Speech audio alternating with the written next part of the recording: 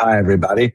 Hope that you are enjoying your Friday, heading into what I hope will be a really wonderful and relaxing and meaningful Shabbat as we continue to move into the book of Devarim, the book of Deuteronomy, and into this week's Torah portion, which is called Ekev. Ekev sometimes translates a bunch of different ways. One of them is simply because it's in a spot of transition and the way that Moses is giving his 37-day long speech, which we talk about. This is what he does in the whole book of Deuteronomy, gives a 37-day long speech.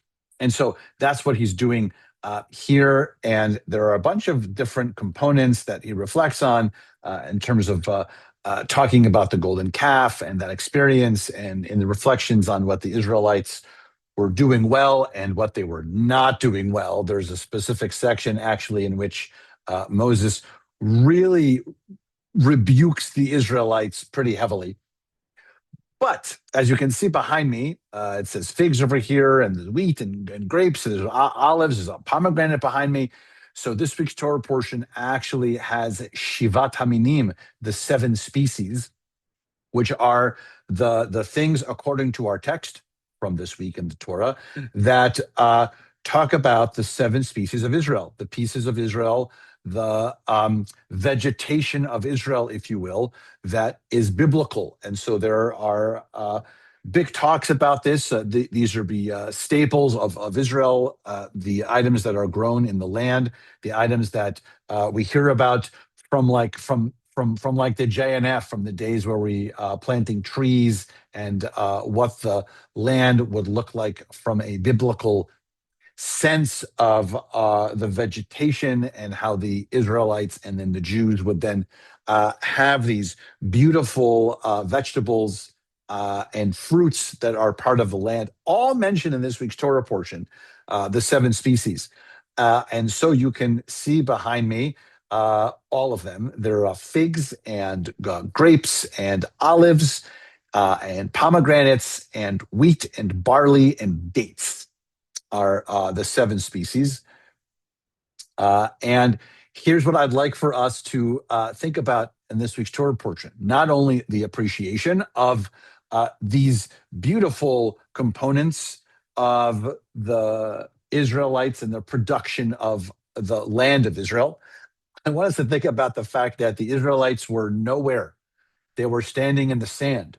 They were on the outskirts of what would be Israel. They were not in the land. They did not have their own ability to farm or to grow any of this vegetation, aren't able to do any of those things. And yet, Moses, God through Moses, is setting us up for those moments because that is what Moses is trying to do, which we've been talking about a little bit, that Moses ultimately is a shepherd, and what he's trying to do is shepherd the flock, us Israelites, in this moment, so that they were prepared to enter the land and appreciate it. So here's your job this week. Not only appreciate the fact that the reflection and the system in which God sets us up to know that these things will be in the land, which is a beautiful thing, but also eat some of them. This is your homework. Will you eat some dates if you're a dates fan? Barley, wheat, pomegranate, olives, grapes, figs. That's your homework over Shabbat. Eat some of these things.